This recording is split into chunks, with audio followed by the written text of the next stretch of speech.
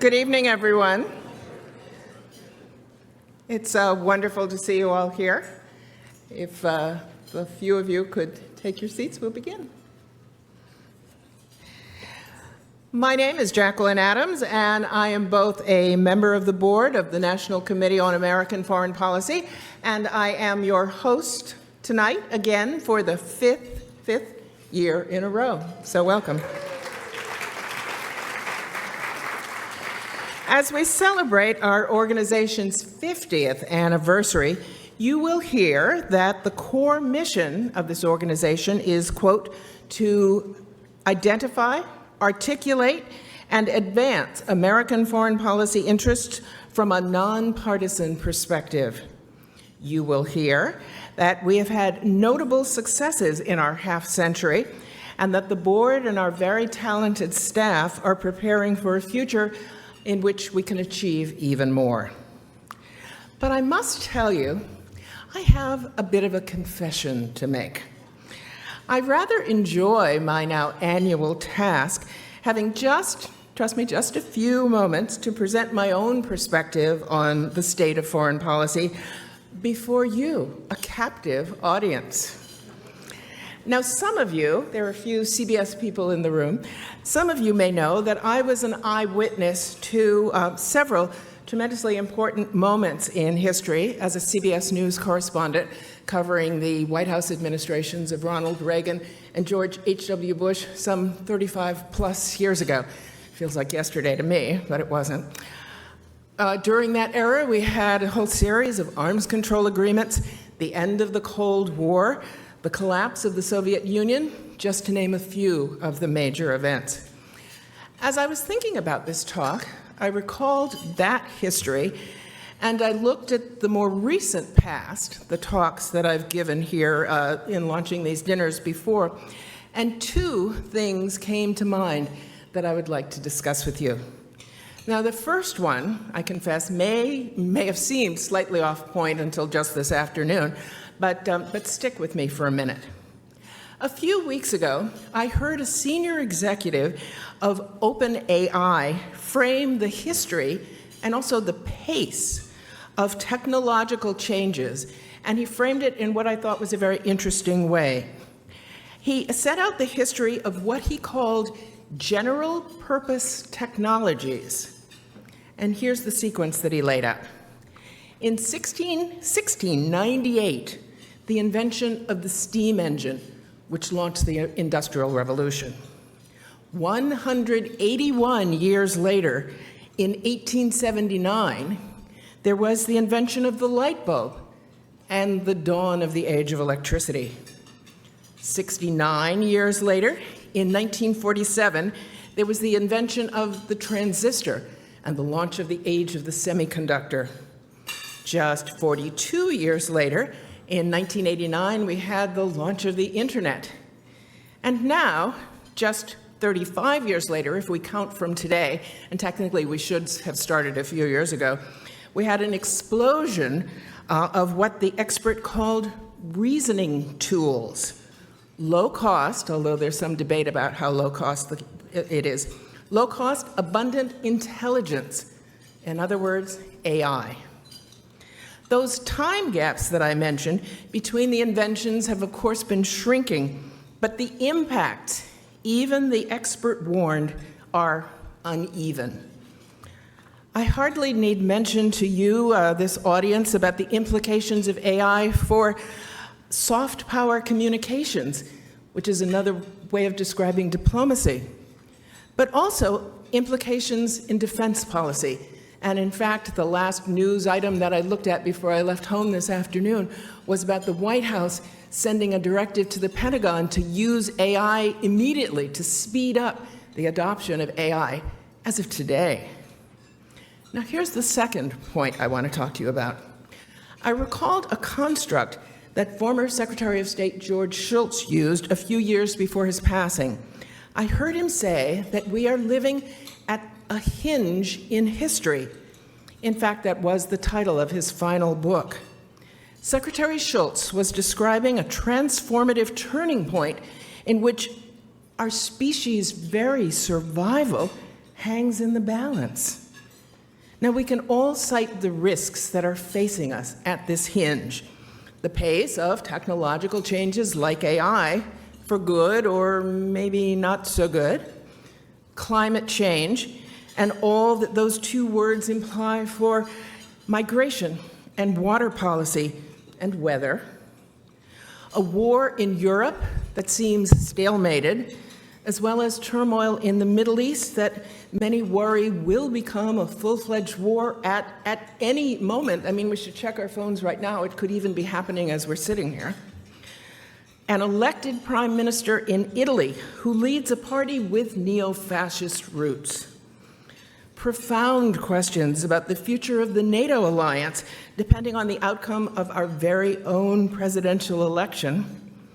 And threats, real threats, growing from the rise of authoritarianism in countries such as our own, threats that our younger selves would never, ever have been able to imagine. And yet, as I said last year, we have no choice but to persevere, no choice but to stop complaining. And as another former president has challenged us recently, don't boo, vote. Think about it. Voting is the most power that all of us in this room have. So that's the end of my little sermonette. Now, here's the plan for the rest of our evening together. We're going to celebrate three outstanding, indeed historic honorees, recipients of our highest award, the Hans J. Morgenthau Award, and we will do this before dinner. After we dine, we will present the George F. Kennan Award for Distinguished Public Service, and finally, the William J. Flynn Initiative for Peace Award.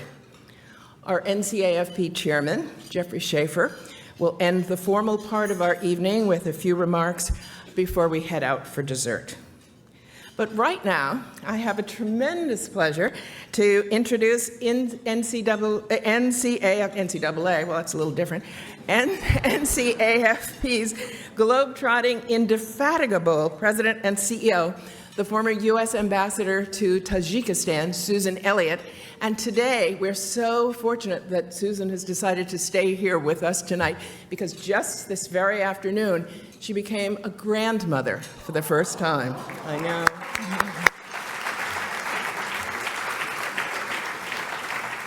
Susan will frame the past and, more importantly, the future of our organization. Susan? Do you want me to leave this here?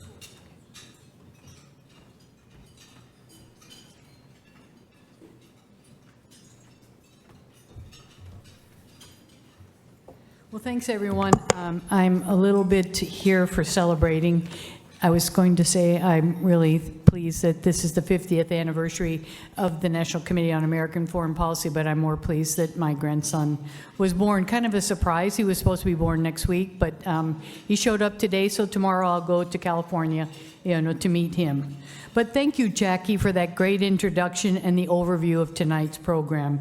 We are thrilled that all of you are here to help this evening for us to celebrate the 50th anniversary of the National Committee on American Foreign Policy.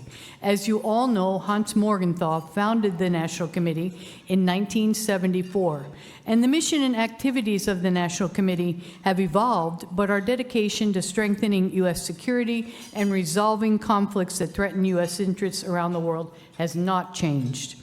We have recorded, so I have the pleasure now, instead of listening to me, you can watch a video. We've recorded a 50th anniversary video, which is an overview of why Hans Morgenthau founded the National Committee in 1974 and how our work has grown and changed over the years. And finally, a look to the future in what we hope to do over the next 50 years. So let's take a look at the video.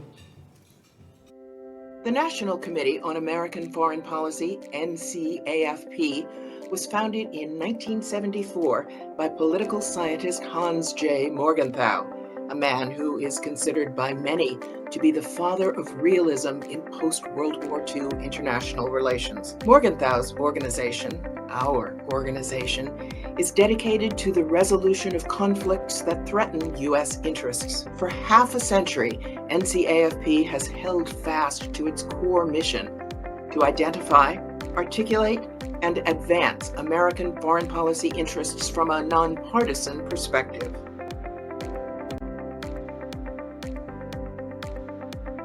Why did Professor Hans Morgenthau establish the National Committee on American Foreign Policy in 1974?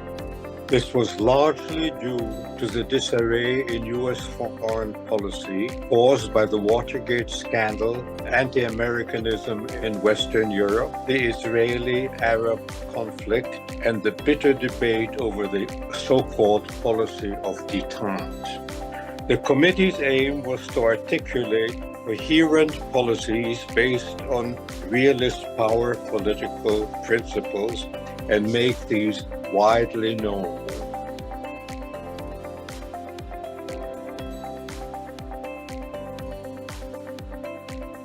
I thank Susan Elliott and her team at the National Committee on American Foreign Policy for organizing this event and for inviting me to participate.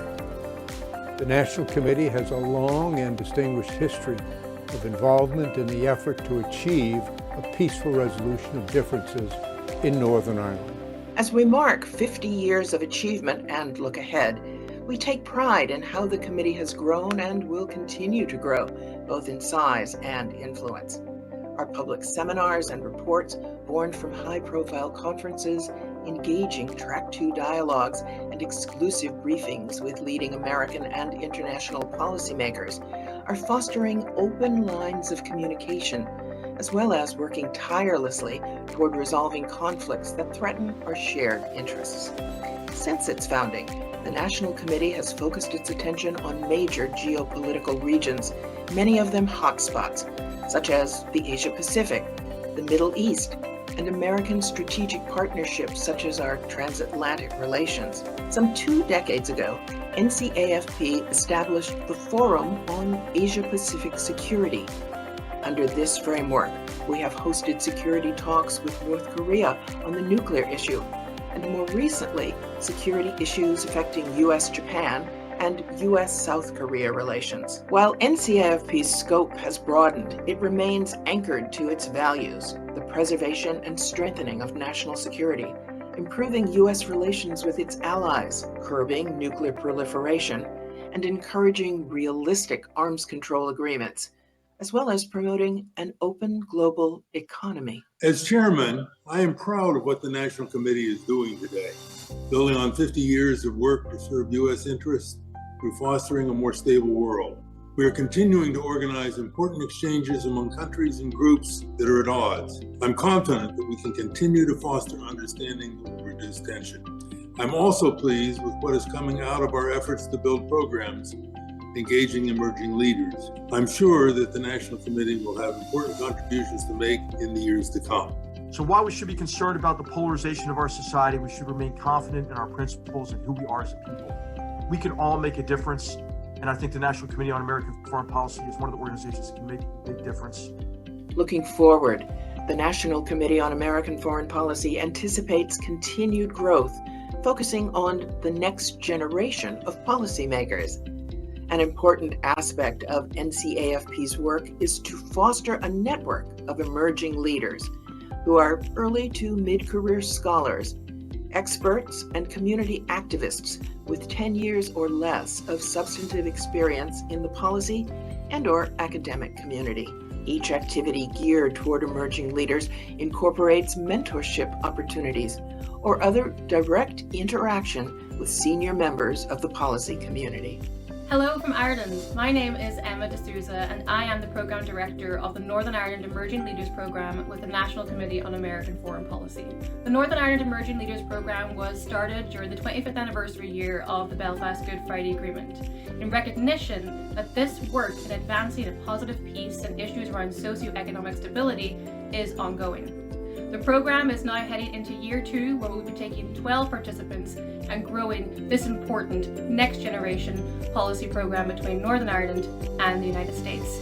It is a testament to the ongoing commitment of NCAFP to Northern Ireland's peace process and a recognition that this work continues. Just before getting started, I'm really delighted to be here. I think that the work that the National Committee does is extraordinarily important, and happy 50th birthday. The important work of the National Committee on American Foreign Policy has expanded since our founding in 1974. We not only host programs to educate the public on foreign policy issues of importance to the United States of America, but we bring people in conflict together to try to find solutions and make mutually agreed upon recommendations on how to resolve these conflicts. Our most important work, however, is our new initiative, which is our Emerging Leaders Next Generation Scholars Program. Our ability to conduct these programs and all of our work is dependent on the support of people like you who believe in what we are doing and give your time and resources to underwrite our work. So thanks to all of you. With your support, we can grow our diplomatic initiatives. I highly recommend the Next Generation program to junior researchers with an academic background such as myself. Really, I get so many important, significant benefits from this fellowship. Taking part in this program helped make me a better, more persuasive writer of policy recommendations.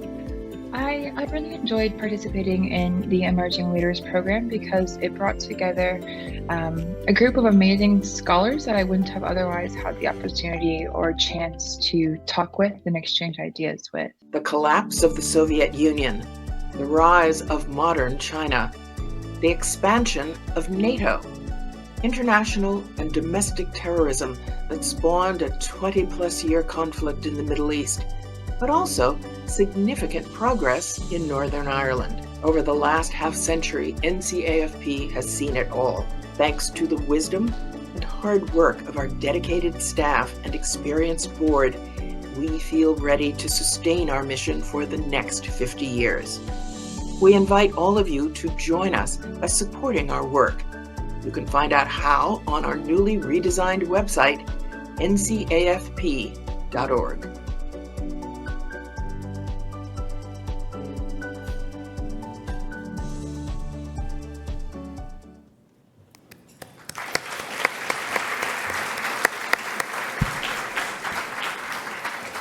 Well, thanks. And I think you can see from the video, the star of the video was Dr. George Schwab, who is one of the founding members of our organization with Hans Morgenthau. And Dr. Schwab isn't able to be here with us tonight, but his son Clarence, who I think is sitting over here, is with us. And I have to say, Clarence, that your dad has told me many times that you and your brothers grew up in the National Committee. So I hope you feel as grounded and, welcome here tonight. And thanks for representing your dad.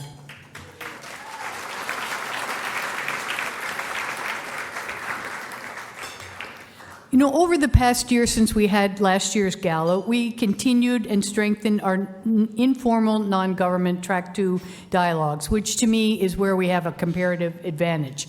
And one of the bright sides, I think, of the pandemic was that we not only maintained the work that we did in person, but we've continued to do dialogues virtually. And this helps us to call discussions when necessary, if there are crises in the world, when it's hard to get together by flying, but we can do it over the internet. And we've really been pleased that we've been able to expand our dialogues with our friends and colleagues from the Republic of Korea, Japan, the People's Republic of China, and Taiwan.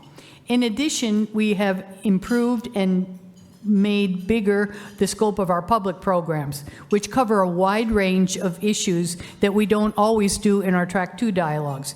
They cover everything in the past year, and I encourage you to look in our website from next steps on the U.S.-ROK relation, Republic of Korea, which we did in collaboration with the Korea Society, one of our good partners. We also did another program on the impact of Brexit on the women of Northern Ireland, and new defenses and new norms, space, cyber, and AI policies, something that Jackie mentioned in her remarks. But I think, as you saw in the video, one of the things that I'm proud that we've done, really we started in 2019, is the very successful Emerging Leaders program. We're looking to invest in in the next generation of people who are interested in foreign policy. And with the generous support of the Korea Foundation, we have been able to bring mid-level scholars together from around the world to discuss Korean Peninsula issues. When we first started, it was just Americans and people from Korea. But again, because of the pandemic, we have had people apply for and are in our programs from everywhere around the world: Australia, Italy, Germany, Japan, again, the Republic of Korea, the People's Republic of China, and the United States. And you saw in the video, the impact that it has on some of the next generation of international affairs scholars. In August of 2024, we convened the second cohort of our mid-level scholars from mainland China, Taiwan, and the U.S. To date, that program is completely virtual, but we hope to bring those scholars together in the future in New York.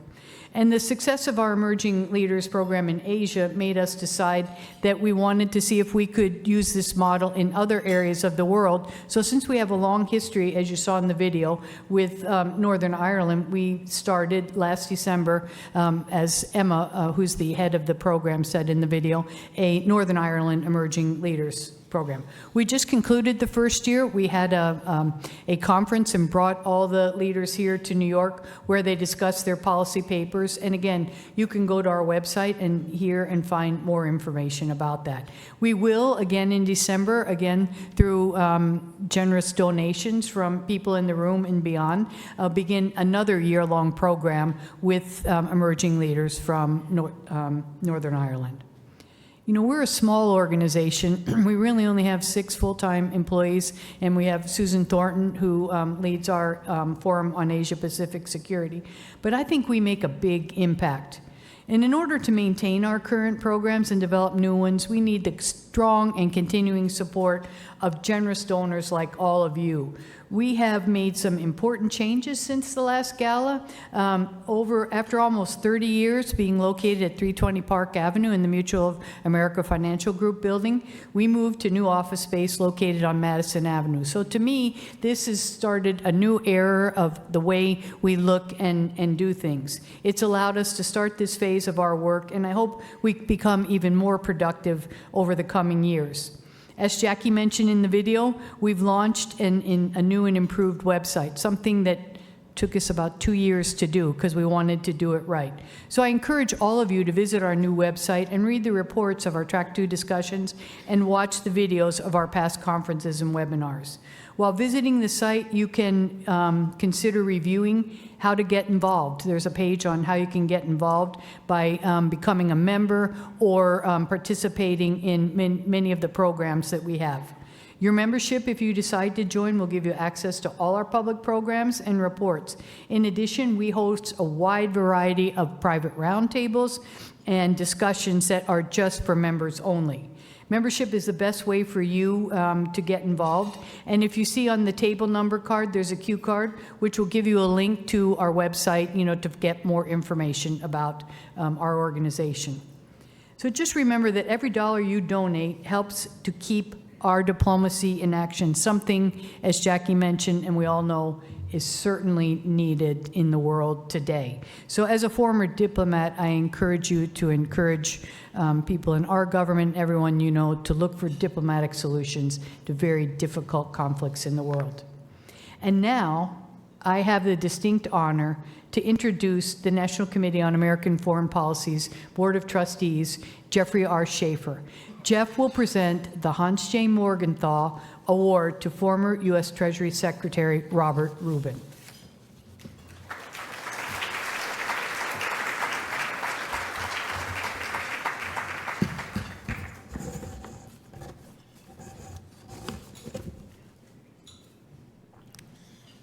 As the chair of the NCAFP board, I'm immensely pleased to present the committee's Hans Morgenthau Award for intellectual and practical contributions to American foreign policy to Robert E. Rubin.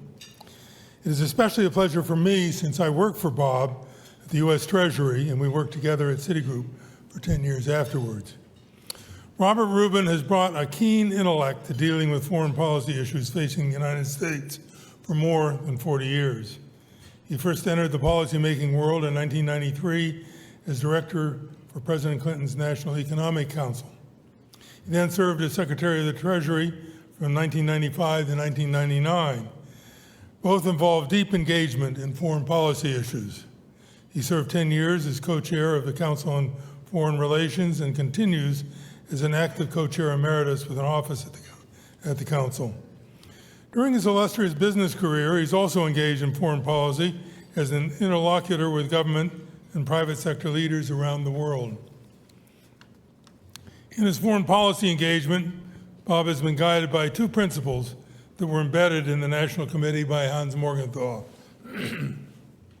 First, policies must serve U.S. interests, not just some abstract good. When briefed on the international activities of the Treasury when nominated to be Secretary, Bob asked about each project. What is the U.S. interest at stake?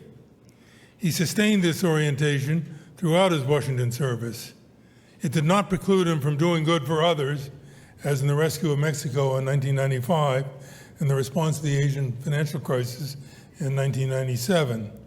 But the U.S. interest in these was clear and central.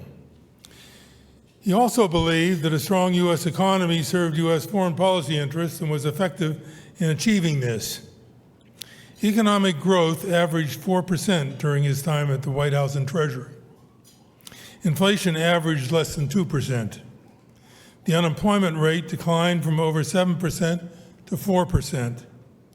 Income inequality declined, and the U.S. also achieved a budget surplus for the first time in 3 decades.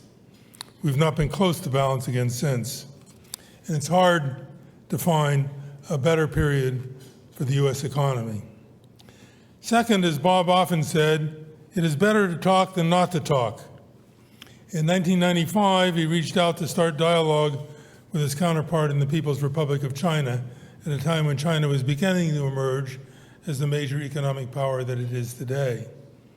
He went on to start the process that became the G20, bringing major emerging markets into the global financial discussions. At CFR, Bob conducted and promoted dialogue with foreign leaders and U.S. experts on the world. For himself, talk has brought wisdom and satisfied his lifelong and wide-ranging intellectual curiosity. He often says, I'm not an expert on foreign policy, but I spend a lot of time with people who are. His intense information collection has informed his policymaking and his advice. Bob has great skill as a judge of people. His sense of who could be trusted and who not is keen, and many could take risks with some whom he had grown to trust and not make agreements with others. It was a key factor in Bob's calculation of the probability of the payoff from a chosen course. Bob brought to policymaking a probabilistic approach that he learned at Harvard and used first in his financial career. His view is that nothing is certain, and all decisions should be driven by probabilities. Choose the course that is likely to provide the greatest benefits. He does not shy away from complexity, but addresses it head on. And he accepts that in an uncertain world, the chosen course will not always result in success. But he always says, if the analysis showed it to be the best course in an uncertain world, it's still the right thing to have done, even if it didn't work out. But Bob was usually right in the courses he mapped, and America and the world have benefited. And so it's with immense pride that the National Committee on American Foreign Policy awards Robert Rubin the Hans Morgenthau Award for his lifetime of accomplishments in advancing U.S. interests in a changing world. Bob?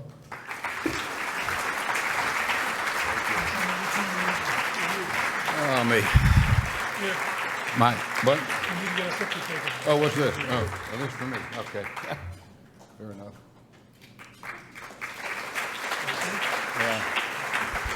Yeah. Jeff, those are very kind words. I'll tell you, my natural instinct is to deliver rebuttal.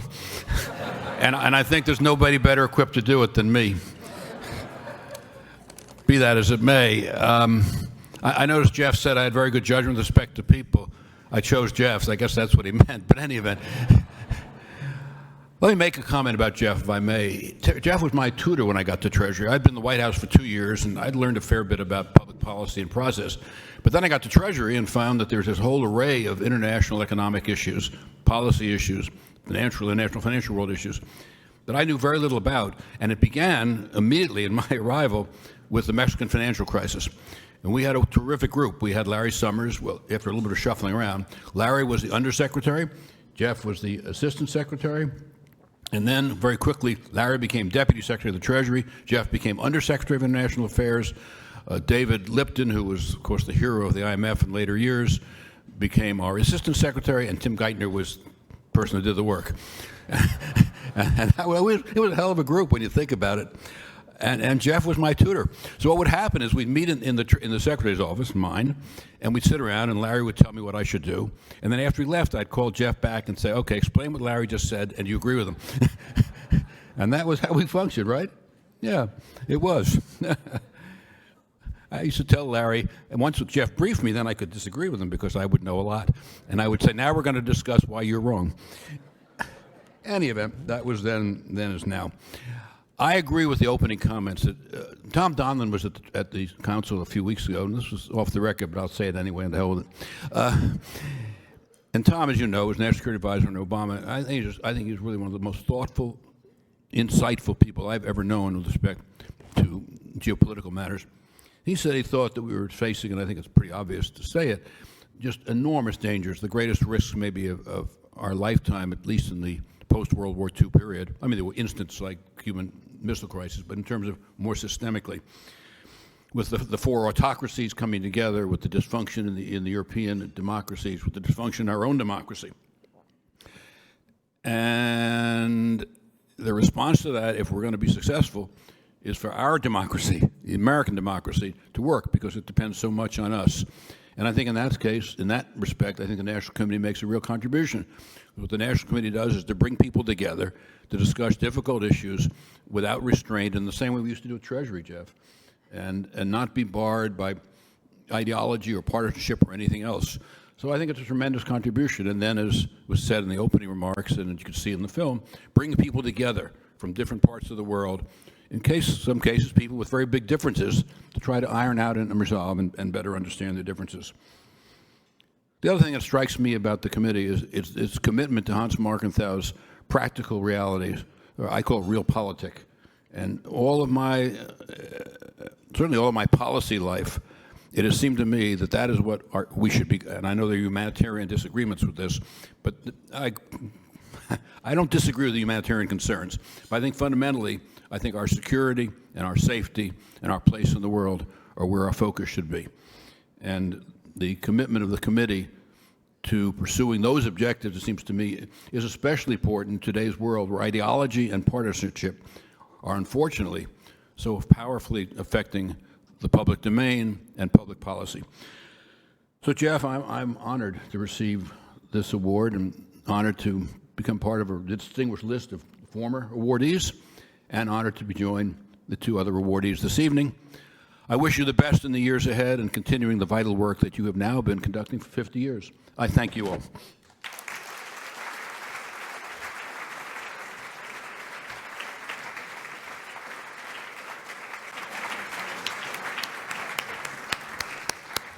Thank you, Jeff, and thank you, Secretary Rubin. I now have the happy chore of telling you that dinner is served. We'll see you back here in about 20 minutes. We're now going to present our next award, established in 1994 to honor George F. Kennan, who was a U.S. diplomat best known as an advocate for the policy of containment of Soviet expansion during the Cold War. The Kennan Award honors an American who has served the United States in an exemplary way and has made outstanding contributions to defining and illuminating the national interests of the United States. There have been a number of outstanding recent recipients, including former U.S. Ambassador to Ukraine, Marie Yovanovitch, retired Ambassador John Huntsman, our former ambassador to both China and Russia, retired Admiral Michelle Howard, the U.S. Navy's first four-star admiral who was both a woman and African American, and William J. Burns, the director of the Central Intelligence Agency. To present this award tonight is our own Susan Thornton. She's the director of NCAFP's Forum on Asia-Pacific Security. You heard a little bit about this work in the video that we put together. Susan and the Forum have hosted security talks with North Korea on the nuclear issue, and more recently, security issues affecting U.S.-Japan and U.S.-South Korea relations. Susan's expertise is rooted in her 28-year diplomatic career, focused primarily on East and Central Asia and countries of the former Soviet Union. She was acting Assistant Secretary for East Asia and Pacific Affairs in the Department of State, and she led East Asia policymaking amid crises with North Korea, escalating trade tensions with China, and a fast-changing international environment. Susan.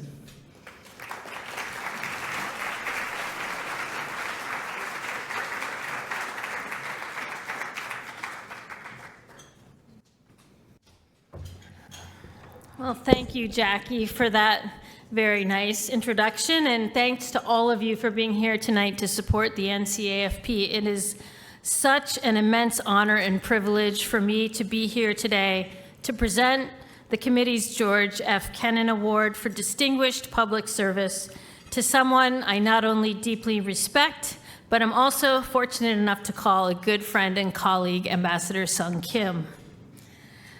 Ambassador Kim currently serves as a senior advisor to the Hyundai Motor Group, a senior advisor to Bae, Kim and Lee, a global law firm, and as a senior fellow at the University of Southern California's Korean Studies Institute.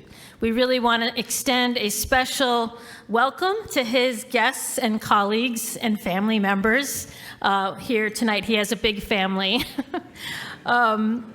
Tonight, we honor Ambassador Kim for his highly decorated career in public service to the United States of America.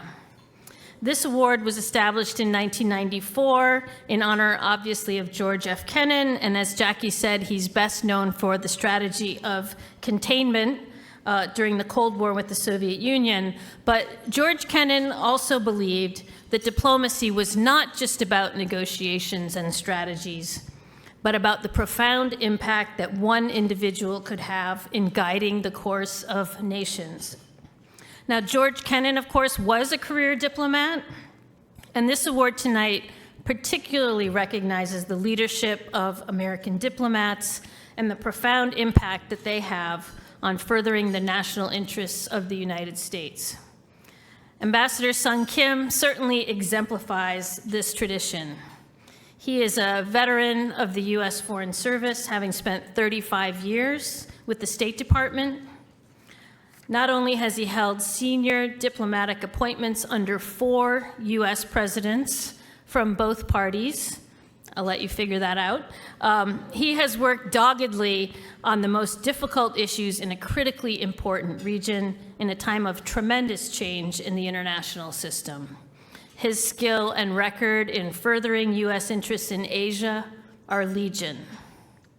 Sung is the first Asian American to hold 3 ambassadorships, 3 big ambassadorships, I might add, to the Republic of Korea, the Philippines, and Indonesia. And he was, of course, our first Korean American ambassador in Seoul. Sung is literally a rock star for the United States in the dynamic and crucial region of Asia. You probably didn't know that he sang Gangnam Style with Psy in his office in Seoul. He might treat us to a song later.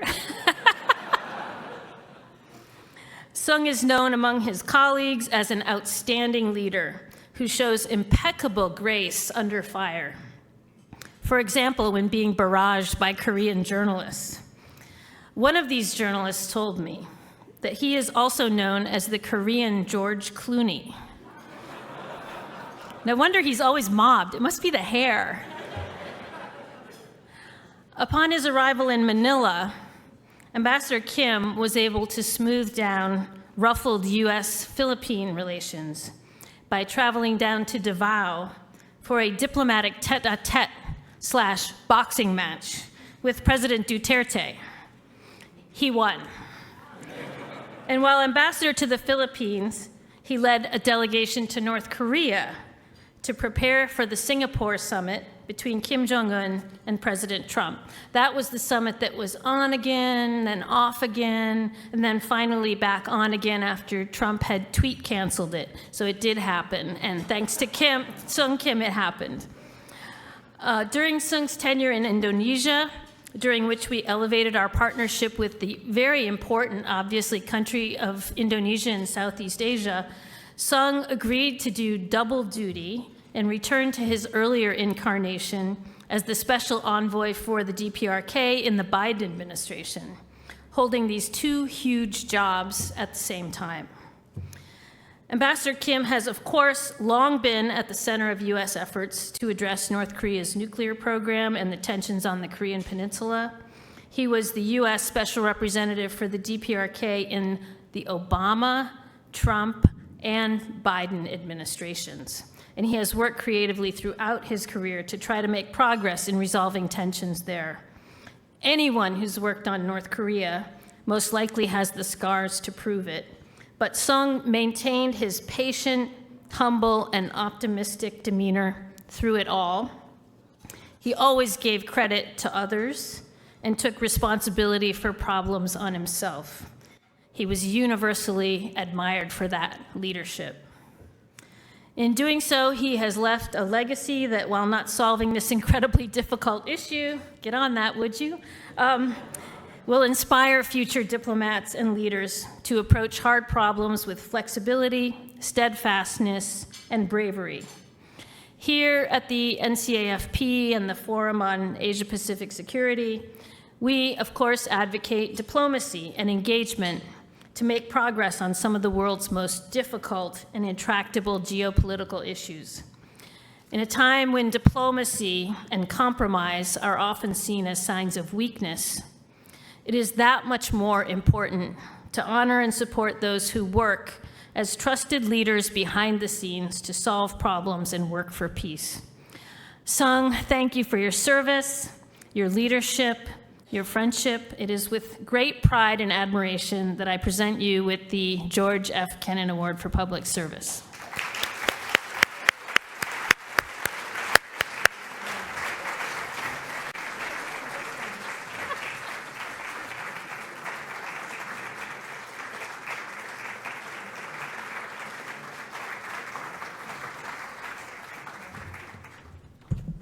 Well, thank you very much, Susan. I thought we were friends. And no idea that you would embarrass me like that in front of this very distinguished crowd. I'm really thrilled and honored to receive this award from this fantastic organization. As Ambassador Elliott mentioned, this is a small organization that does amazing work, punches way above its weight. So it's awfully humbling for me to accept this award.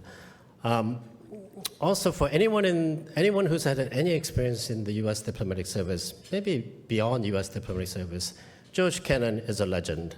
And so for me to receive an award that has his name on it is obviously deeply meaningful. I spent my entire diplomatic career on U.S. engagement in Asia. And for me, the fact that I'm receiving this award is maybe a little bit related to my work, but I actually think it's much more about Asia's growing prominence in American diplomacy. And I'm really grateful for NCAF to be recognizing it. I have long respected NCAF, and in fact, those who were paying attention to the slideshow would have noticed that a much younger person appeared, me, in an NCAF program about 10 years ago. On the Korean Peninsula. So I have long admired NCAF work, which is great. I've always known that they had great policy sense, but now I know they have impeccable taste in picking their award recipients. I'm not talking about me, I'm talking about Secretary Rubin, of course, and the Dean. This is obviously a special moment for me, so I'm grateful for that my family, Susan mentioned, I have a big family. My sisters, brother-in-laws are here, my friends from my college days, my friends from Virginia, and my distinguished colleague from the Korean government, the current Korean ambassador to the United Nations, Ambassador Hwang, has graced us. He's a little busy these days dealing with Russia, Ukraine, with North Korea, Gaza situation. But the fact that he took time away from his busy schedule to be here, I think means a lot to me about our friendship. But also, obviously, you're a fan of NCAF as well. So thank you all for being here. But most importantly, my family, terrific people, terrific siblings, and they've been very patient with me. So thank you very much. Thank you.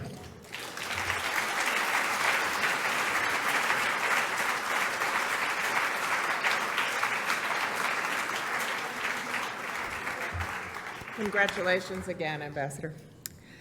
Our third and our final award this evening is the National Committee on American Foreign Policy's William J. Flynn Initiative for Peace Award.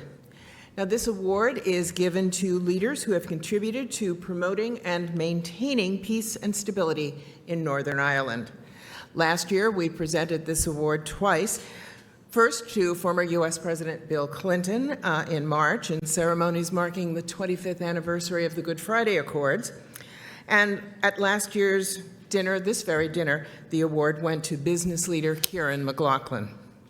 To present the award this evening is an esteemed NCAFP board member, John Connorton. Now, let me tell you a little bit about John. There is no telling where our city, our state, or even our country would be had John not served so ably in a wide variety of roles, from being a naval officer twice during the Vietnam War, to assistant counsel to the governor of New York, to 43 years practicing law at the firm Hawkins, Delafield, and Wood. In recognition of services to peace and reconciliation in Northern Ireland, Queen Elizabeth II awarded John an honorary CBE, Commander of the Most Excellent Order of the British Empire, and the University of Ulster awarded him an honorary Doctor of Laws. John, please.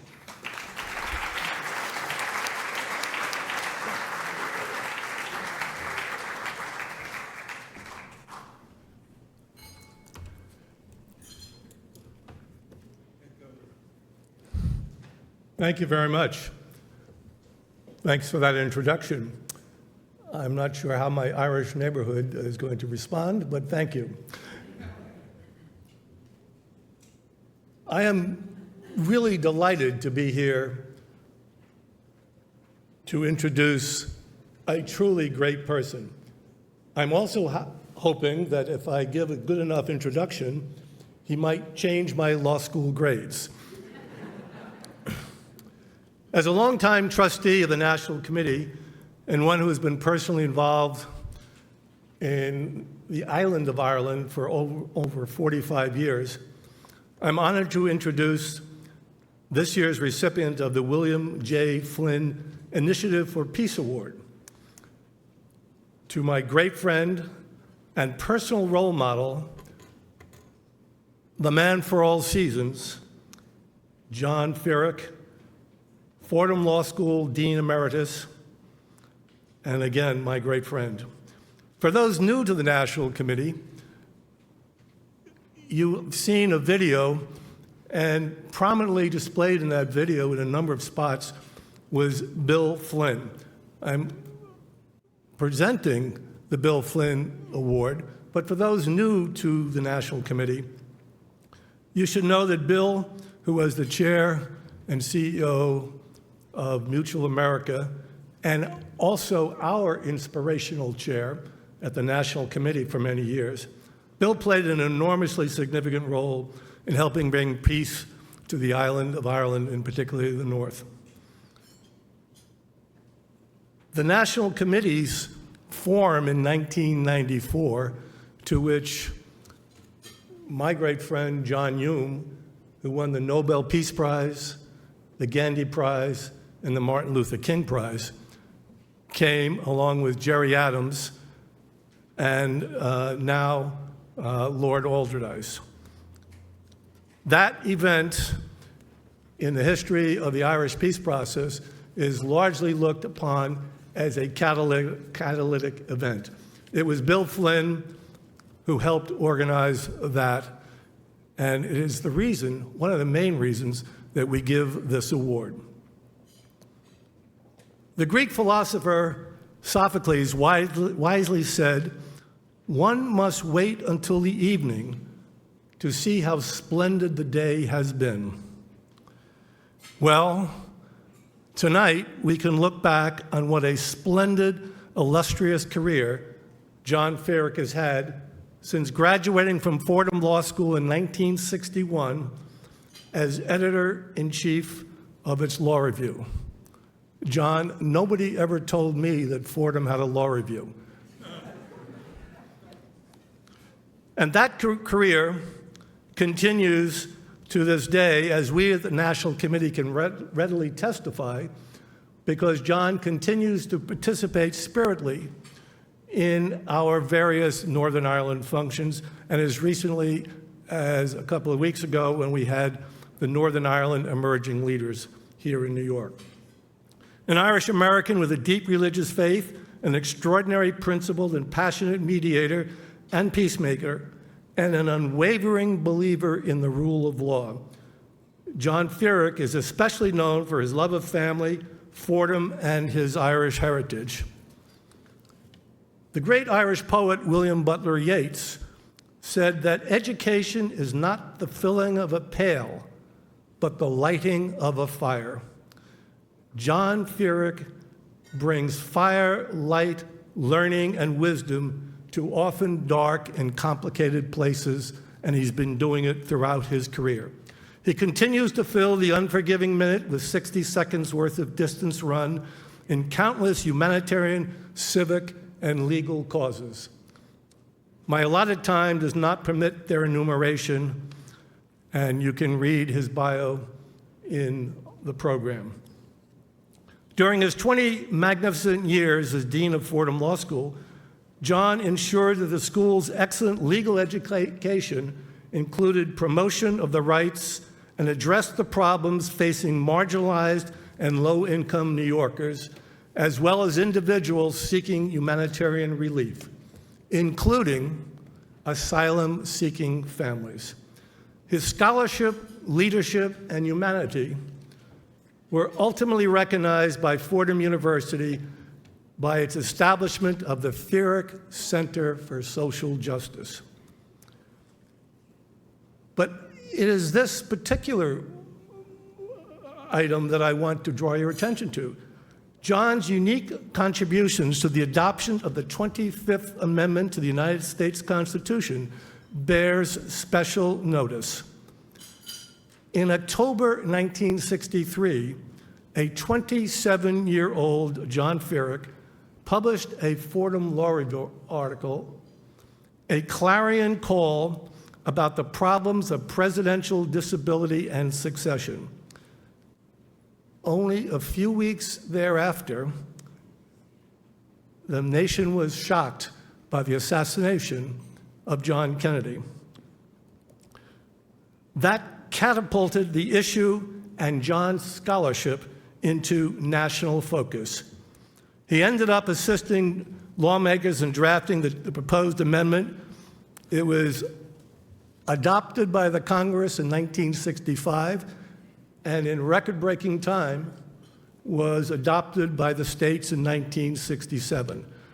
We could have a long discussion about that particular amendment, but it is still very relevant today, and John Feerick is the nation's leading scholar on presidential succession and disability. It, by the way, has been invoked 6 times since its adoption for things such as medical procedures, et cetera.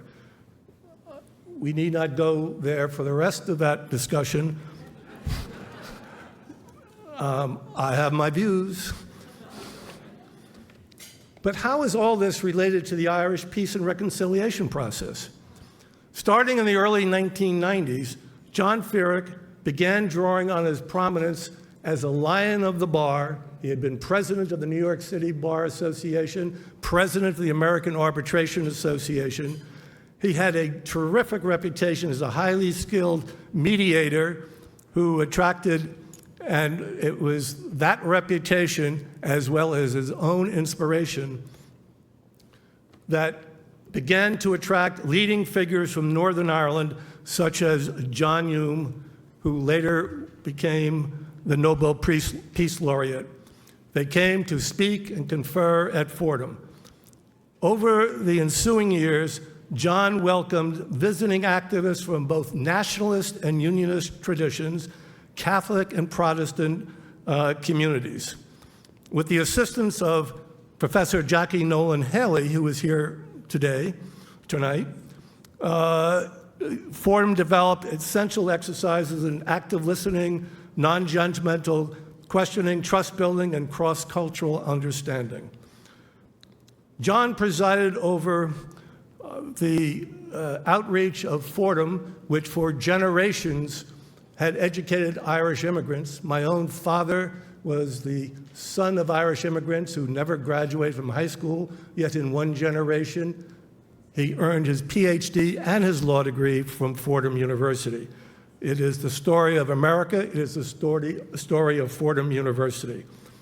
I could go on and on about what John Feerick has done, in my personal opinion, as somebody who has been deeply involved in the politics of Northern Ireland, its peace and reconciliation process. I can think of few Americans in the last 30 years who have done as much and have contributed as much to that process as John Feerick. So while I would like another half an hour to continue this conversation, I would like to introduce to you my great friend, my role model, John Feerick.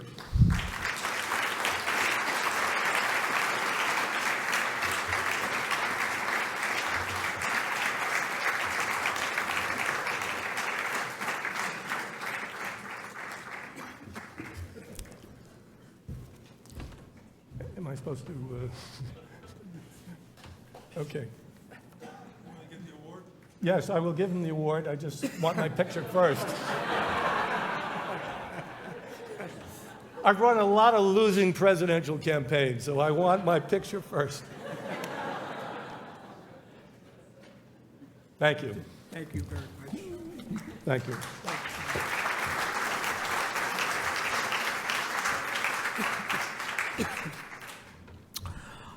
Thank you very much, John, for your remarks.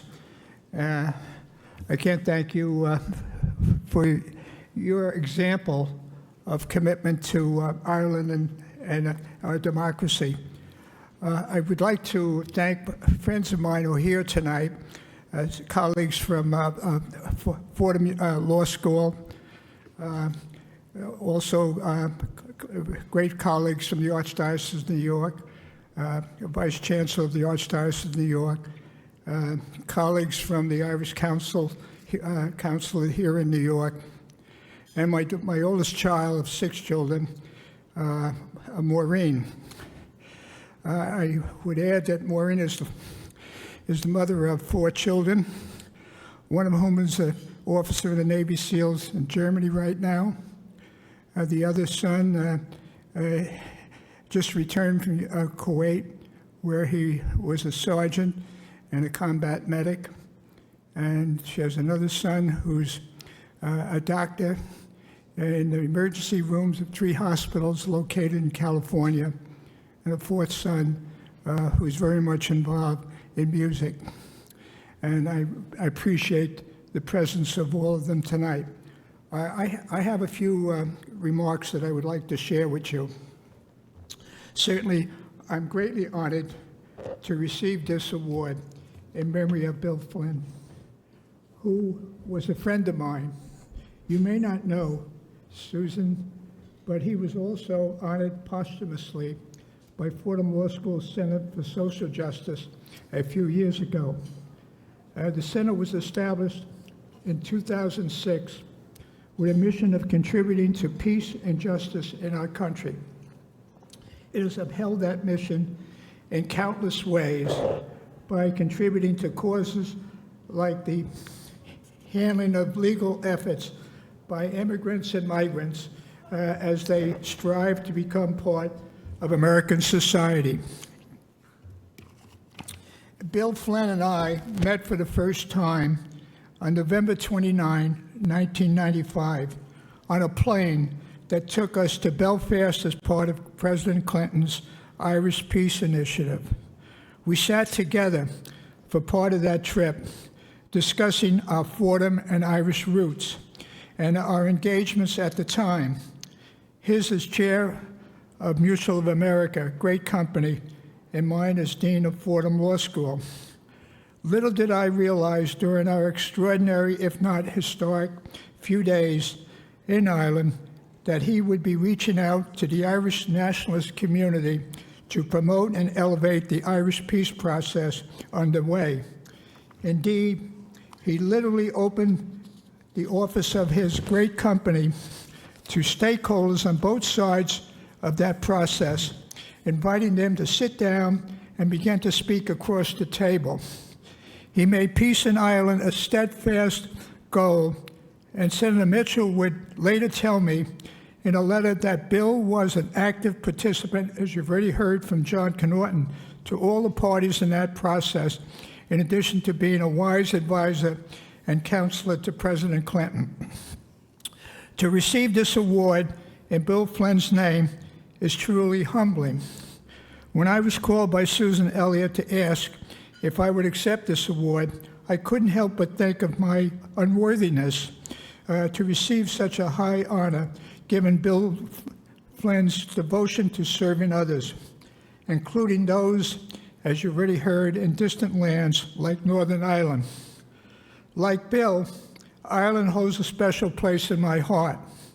It is the land where my parents were born, in County Mayo, and one I would discover when visiting for the first time Ireland in 1989, the Republic of Ireland, and again 10 years later when our school explored in Northern Ireland, setting up a summer law program that would allow American law students to study conflict resolution and the peace process at Queen's University in Belfast and University College Dublin.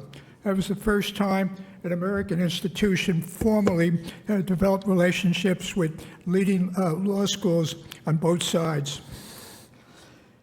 My parents emigrated to the United States in the 1920s and settled in the Bronx, where they would raise me and my 4 siblings in a neighborhood populated by families that came from many different countries of the world, including Ireland, Germany, Italy, Israel, Poland, Puerto Rico, and Sweden. Our parents encouraged us to befriend neighbors regardless of their background, which we did. Their inclusive spirit shaped me in deep ways, informing all phases of my life as a practicing and academic lawyer. Indeed, when I became a partner at the Skadden Law Firm in 1968, I opted to be an advocate in alternative dispute resolution processes for both labor and management clients, where I worked to represent the views of those whose voices at times went unheard. Later, when I took on the deanship of Fordham Law School, I made inclusiveness of the student body at the school among my highest priorities, including helping with our faculty create a Master's in Law program that would bring foreign lawyers from all over the world to the school, and that continues widely today. The school's Center for Social Justice that you've heard about, founded under the leadership of Dean William Traynor, has upheld this priority in serving the immigrant community of children and families. One of the center's most cherished achievements was responding to a request from a bishop in Ghana, who now is the head of the Catholic University in that country, to help create in his country a major educational center focused on problem-solving skills. And that exists today, and Professor Haley has played a very major role in that particular development. Throughout my life, I try to bring the values that my parents instilled in me and my siblings to my work as a lawyer and educator. Bill Flynn's vision of working towards peace in the world, no matter your context, still holds true and connects me to my values, which were shaped by my parents. To them and me, the United States was then and should always be a land of opportunity and inclusion for the children and grandchildren of immigrants who work hard and are committed to our American ideals of justice and mutual care. I accept this recognition on behalf of my parents, as well as the many people with whom I've worked on problem solving and advocating for justice. All of them have made my life meaningful and purposeful. The years ahead for me are few in number, but I pledge to give my best efforts in contributing to peace in as many ways as possible, including advocacy for families who, like my parents, hope for a better future for their children. Thank you very much.